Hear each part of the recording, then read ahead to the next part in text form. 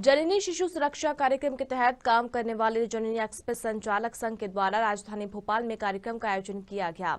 आत्मनिर्भर मध्य प्रदेश की ओर अग्रसर थीम पर आधारित कार्यक्रम में जननी एक्सप्रेस के प्रदेश भर से वेंडर्स ने हिस्सा लिया और कोरोना काल में जननी एक्सप्रेस के संचालन के दौरान आई परेशानियों और रोचक अनुभवों पर चर्चा की गई। कार्यक्रम में चिकित्सा मंत्री विश्वास सारंग और मौजूद रहे। बता दें, इस मौके पर कैबिनेट मंत्री ने कहा कि मध्य प्रदेश में जननी एक्सप्रेस के सभी वेंडर्स बेहतर काम कर रहे हैं, अपने आपसी समन्वय और सद्भाव को बढ़ाने का काम किया है।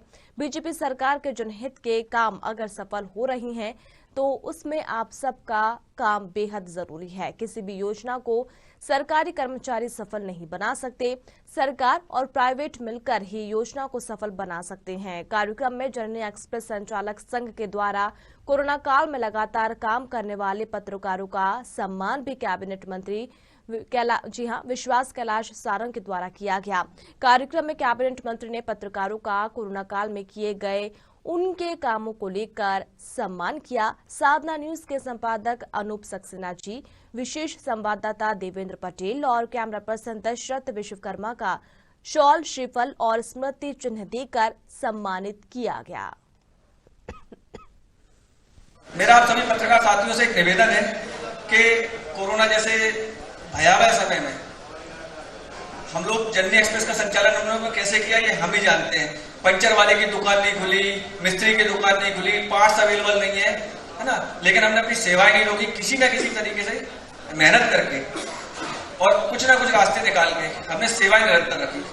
तो मेरा आपसे एक निवेदन यह है कि आप महीने 2 महीने में संघ है, मेरे नंबर है, सबके नंबर है, आप कुछ अच्छी पॉजिटिव स्टोरी भी हम लोगों को दें। वो पॉजिटिव स्टोरी देने से फायदा क्या होगा, जो निचले तबके का आदमी है उसका विश्वास इस योजना में और अधिक बढ़ेगा।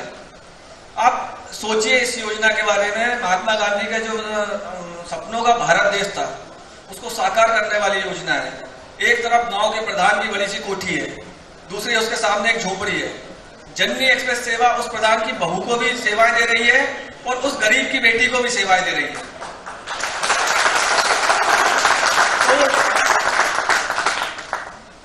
हम लोगों का मोटिव, जननी संघ का मोटिव, संघ बनने के बाद एक ही मोटिव रहा कि आप इस सेवा को व्यापार के रूप में ना करें। इस सेवा को आपको एक मौका मिला है जन सेवा करने का। देखिए, ये बड़ी किस्मत की बात होती है कि आप कोई ऐसे काम में जुड़े जब लोगों के जीवन हानि से जुड़ा हुआ है। आप अगर समय पे पहुंच जाते हैं और समय पे किसी को अस्पताल पहुंचा देते हैं तो उसकी जिंदगी बच जाती है। तो भी रोजगार उपलब्ध करा रहे हो और उसके साथ साथ वो जनता जिसको इस स्वास्थ्य सेवा की जरूरत है उनको स्वास्थ्य सेवाएं भी उपलब्ध करा रहे हो। मतलब आपके हाथ में तो दोनों हाथों में लड्डू है। ये लड्डू और मीठे जब होंगे जब आप ईमानदारी के साथ काम करोगे। अच्छे से काम कर ही रहे हैं, पर मैं ये चाहता हूं कि और प्रण के साथ और संकल्प के साथ, क्योंकि स्वास्थ्य की सेवा में जो लगा हुआ है उसको पूरी शिद्दत के साथ, पूरी ईमानदारी के साथ अपने काम को करना चाहिए। मैं आप सबको शुभकामनाएं देता हूं और यही आपसे अपेक्षा करता हूं कि आप अपने काम को बहुत ईमानदारी से करें।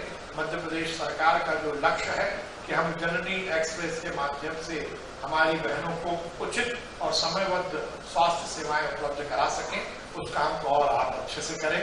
मैं आप सबको बहुत बधाई देता हूं और बहुत अच्छी बात है जो तुम तेज हो, तुमने मामला जोरदार किया, तुमने लोकतंत्र के चौथे स्तंभ को भी यहाँ बुला दिया। ये हमारे पत्रकार बंधु भी रोज मुझसे मिलते हैं और तुमने चयन भी बहुत अच्छा किया है। सब युवा साथी हैं और सब बहुत ईमानदारी के साथ पत्रकारिता में लगे। नहीं, ये 108 तो पीछे वाले में, आगे वाले में। ये पत्रकार बंधु जो हैं ये भी बहुत ईमानदारी के साथ अपने काम को निष्पादित कर रहे हैं। पत्रकार समाज का वो वर्ग होता है जो समाज को जगाने का काम करता है और सरकार